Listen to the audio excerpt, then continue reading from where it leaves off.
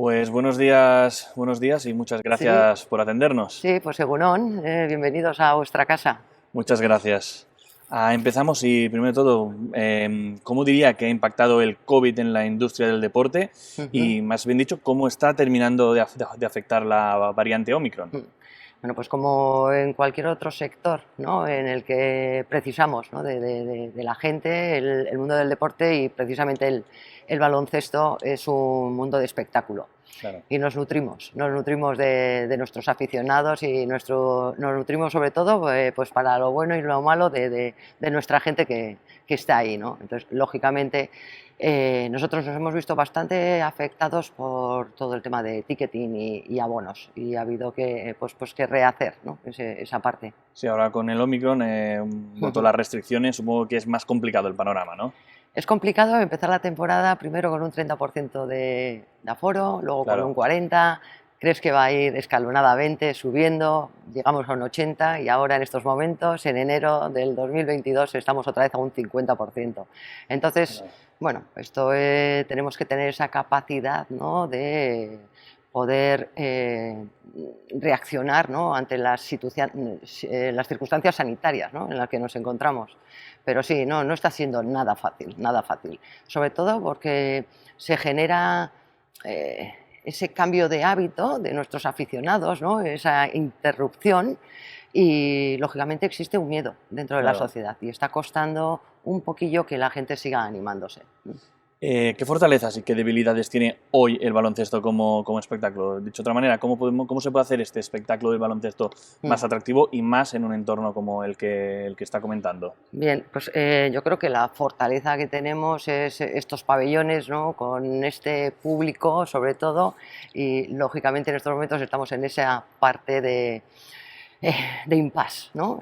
Lógicamente seguimos creyendo en este negocio y en este espectáculo, y la fortaleza es, sobre todo para mí, son los valores, ¿no?, que se siguen manteniendo del deporte. Del deporte, son de esos deportes que todavía seguimos siendo creyentes en los valores y los seguimos manteniendo.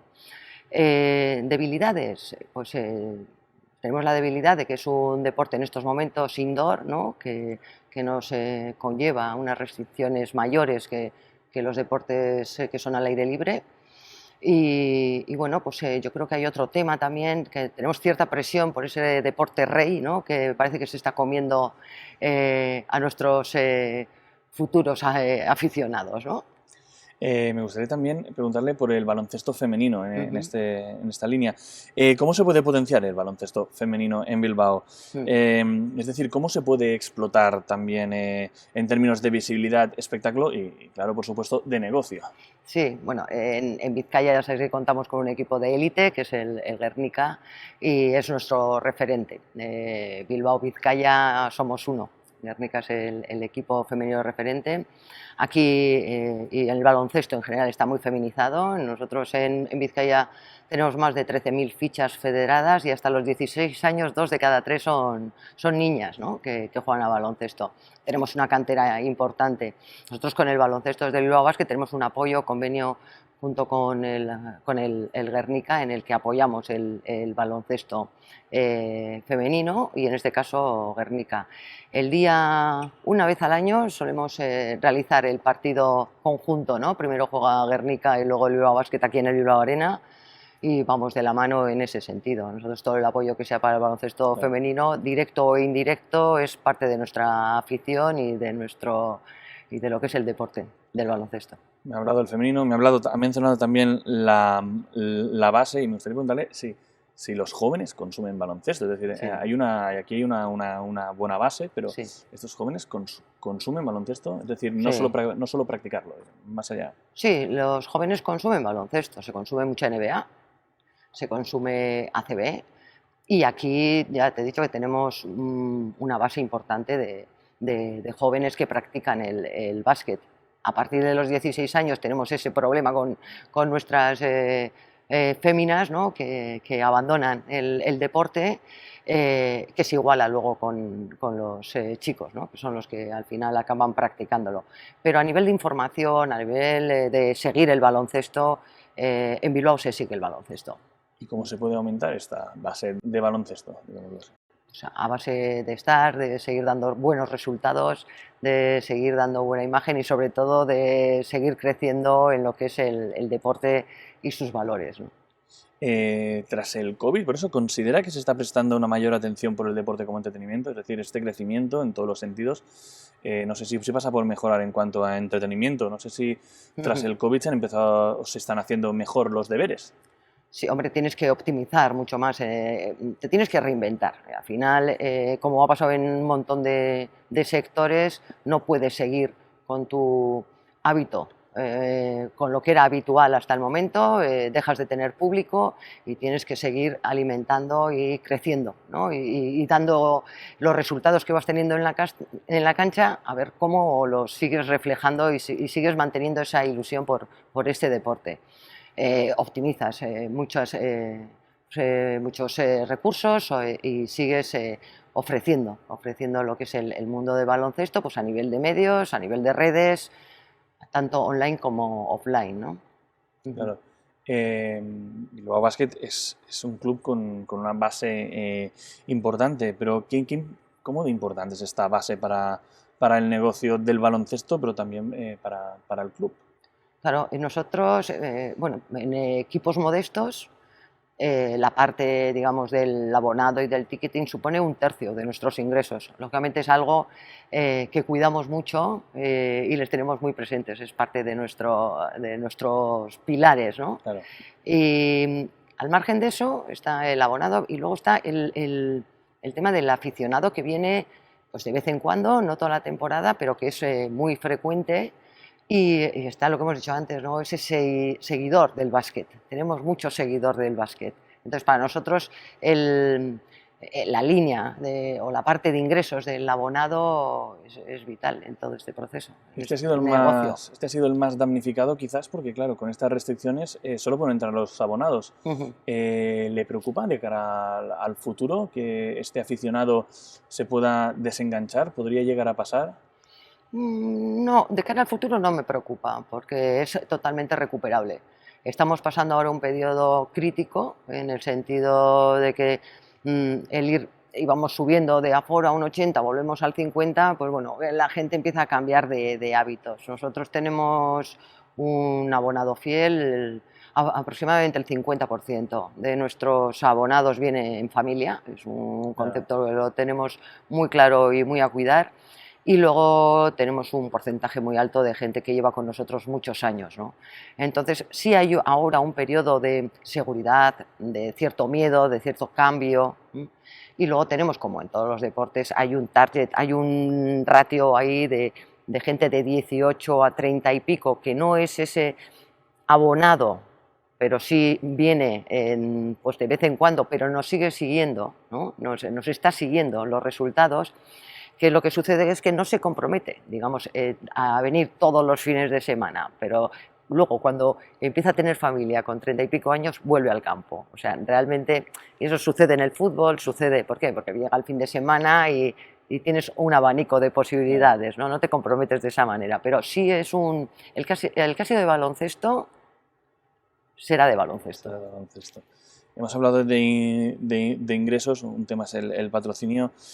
Hasta que se prohibió, tenían una casa de apuestas dando nombre al equipo. Sí.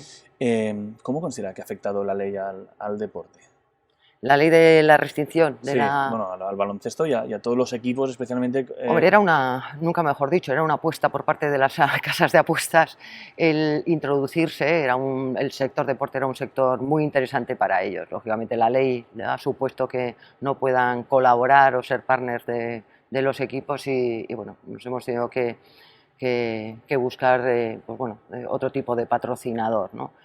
Yo creo que a ellos nos ha venido bien mutuamente, a nosotros lógicamente, al Bilbao Basket cuando nos ha acompañado Retabet durante todos estos años nos dio una seguridad y una tranquilidad increíble, por tener en cuenta que llegamos a firmar un contrato a 10 años que te da esa estabilidad de decir, tenemos una hoja de ruta y con un soporte importante detrás que nos ayuda, ¿no?, a continuar. ¿Por qué no hay una mayor apuesta del patrocinio por el baloncesto? Es decir, ¿cómo se puede mejorar en este aspecto? Yo creo que se podría mejorar fiscalmente, ¿no? Porque sabemos que muchas entidades utilizan sus fundaciones, ¿no? como para utilizar el patrocinio como elemento fiscal, pero cosa que no debería de ser. La fundación tiene sus fines fundacionales, que es para lo que son, y aquel patrocinador, partner o compañero de viaje que nos echemos en este proceso debería de tener ese beneficio fiscal, ¿no? a la hora de patrocinarnos. Yo creo que sería algo que nos ayudaría mutuamente.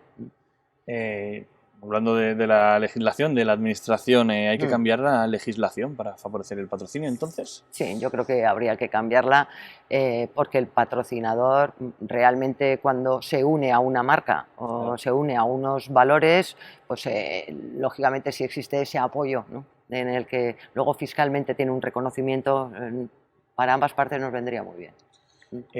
Lo que se ha puesto de manifiesto con el COVID es la dependencia del baloncesto de los pabellones y también de la importancia del componente social del baloncesto, como es el caso del club. Sí.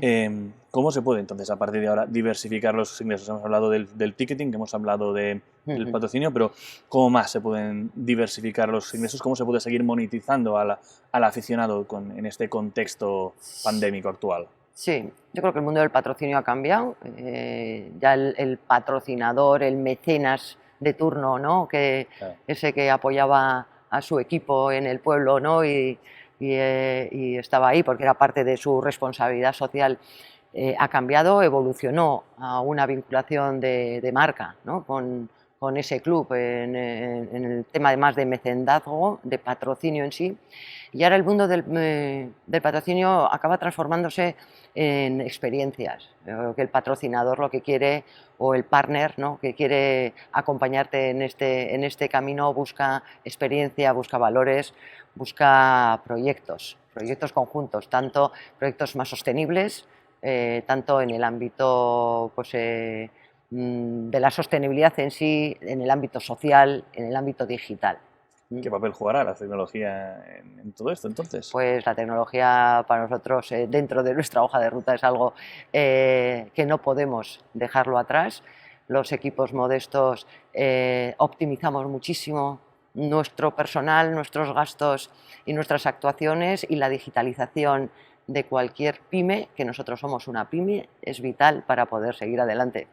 Entonces, ¿cómo se puede generar ingresos a través de la tecnología en su caso? Pues se generan ingresos en el momento de que tienes un CRM en condiciones, en el momento que tienes una vinculación y una digitalización de quiénes son tus socios, de qué hábitos tienen, de cómo les pueden interesar a tus partners ese oro puro que tienes, ¿no? que son tus aficionados, no solo el que viene al campo, sino aquel que está en todo eso. Lo que es el Big Data y lo que es el proceso para poder llegar a ellos es lo que va a dar el cambio, el posicionamiento. Dicho de otro modo, ¿qué puede hacer el baloncesto para crecer como negocio entonces? Pues como cualquier otra empresa, digitalización, transparencia y sostenibilidad. ¿Y qué puede aprender del fútbol? ¿Del fútbol? Pues no lo sé.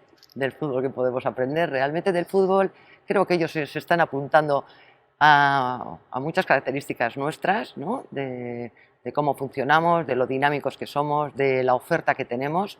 Creo que el fútbol es un deporte per se que lo tiene en estos momentos muy controlado porque los medios de comunicación así lo han decidido. Hay un porcentaje altísimo de sus ingresos que vienen por derechos televisivos y no han tenido que mover tanto la cabeza y el ámbito de la innovación, ¿no? para poder seguir funcionando. ¿Bilbao es una ciudad de fútbol? Bilbao es una ciudad de fútbol y es una ciudad de baloncesto. Bilbao es una ciudad de rugby y Bilbao es una ciudad que la verdad tenemos público para poder practicar, ver y disfrutar en cualquier situación. Nos ha sucedido que han coincidido horas, día y hora, junto con el Atleti, y la verdad es que ese carnet del Bilbao Arena no se queda vacío. Me preguntaba por el fútbol, pero me gustaría preguntar también por otras competiciones qué se puede imitar de la de la NBA o incluso de otras competiciones de baloncesto? Bueno, el baloncesto es un deporte muy dinámico, no solo en la pista, no solo a nivel deportivo, también a nivel de espectáculo, y nosotros siempre estamos atentos, ¿no?, a aquellas novedades. Lógicamente la NBA es el baloncesto estrella en estos momentos, es el baloncesto per se de espectáculo puro, ¿no? Y sí que nos fijamos muchísimos. Es más, a la hora de diseñar este año las camisetas sí que hemos cogido, ¿no?, referencias y queremos, bueno, dar esos toques, ¿no?, de distintos o de una manera especial, ¿no? Cosa que, ¿qué es lo que sucede? Que hay que adaptarlo a nuestra comunidad, a cómo somos nosotros, y ese tránsito hay que hacerlo ordenadamente. Entonces no hay que imitar el modelo estadounidense Hay que, de baloncesto. hay que cogerse con lo mejor, lo que consideremos nosotros que podemos coger. A nosotros nos sucede, gente que viene al campo que no ha venido nunca, que solo ha ido a San Mamés y viene a Miribilla y te dicen, vaya americanada, o sea, simplemente lo que hacemos, o sea, que desde que todavía nos queda mucho recorrido, ¿no? Entonces, ¿qué ejemplos se pueden tomar de la NBA? Mucho lo que es el espectáculo en sí, el hábito que tienen, lo que no es solo el evento del baloncesto, sino todo lo que reúne, pero contando con lo que somos y con lo que tenemos. Tenemos eso, el 50% de la gente que viene al Bilbao Arena viene en familia y hay que darle alternativas. ¿Debe cambiar el modelo de competición para ganar aficionados y patrocinadores? ¿Modelo de competición? Yo creo que no, lo que hay que es seguir animando y seguir apoyando y ser económicamente rentables. En el momento que seamos económicamente rentables y entendamos el mundo, el sector del baloncesto como empresas, como he dicho antes, Claro. pymes, que tienen que ser rentables en sí mismas, entonces pues, tendremos cabida en cualquier liga. ¿Cuáles son las claves para un equipo modesto a la hora de buscar un equilibrio entre el componente deportivo y el componente económico? Pues control de gastos, optimización de recursos y un buen acierto en la parte deportiva. Y para ello necesitas tener ese acierto, ¿no?, que se puede acompañar pues eso, con gente profesional que está en este mundo y es la que te va a dar las claves. ¿Cómo se gestiona entonces? Explícame un poco más en este aspecto. ¿Cómo se gestiona un equipo pues, para poder mantenerse a la parte alta, teniendo en cuenta también que, pues, que hay otros grandes equipos que presionan un poco?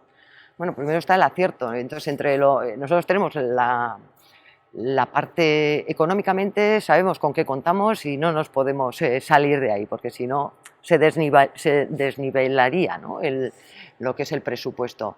Contamos con un presupuesto para la dirección deportiva, que es la que organiza el equipo. Tiene que haber acierto, tiene que haber un acierto y luego, aparte del acierto de técnico por parte de cada jugador, está el engranaje y el trabajo continuo, ¿no?, y constante del día a día, de tener esa paciencia, esa constancia y confiar en el proyecto que has hecho. Esa es la clave.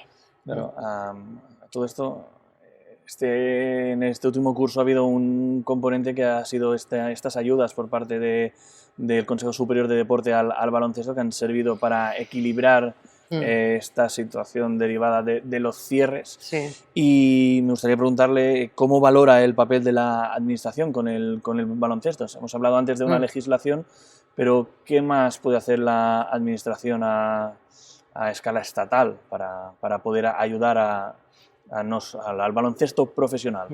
Bueno, lo hemos comentado antes, yo creo que esas ayudas, ayudas fiscales, ayudas al tema del patrocinio serían importantes, y luego, sobre todo, a nivel local, nosotros somos parte de esta tierra y nos sentimos parte de este territorio, y la administración para nosotros es parte fundamental, ¿no?, en el apoyo al baloncesto y al impacto que tenemos nosotros con nuestro territorio, ¿no?, tanto de gente que viene de fuera como nosotros mismos a la hora de movilizarnos y organizar este evento cada 15 días. Hemos preguntado a escala estatal, pero también la administración más local, ¿cómo Claro. más puede ayudar?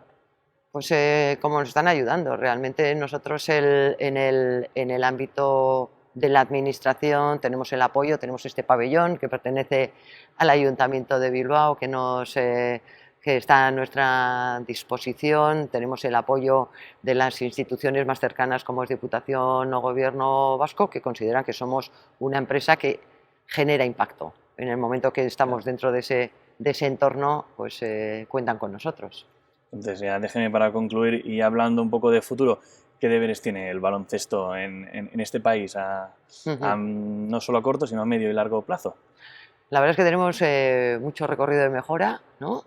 Tenemos todavía que llenar mucho más nuestros pabellones, tenemos que cuidar mucho más nuestras canteras, tenemos que seguir transmitiendo ilusión, ¿no? Tanto a nuestra juventud, a nuestro aficionado, tenemos que generar mucho proyecto con nuestro partner, necesitamos muchas personas, muchas entidades que nos acompañen en este camino. Tenemos muchísimo por hacer y muchas distintas líneas de ingresos para seguir manteniendo esto a flote, siempre con la transparencia que nos ha caracterizado, ¿no?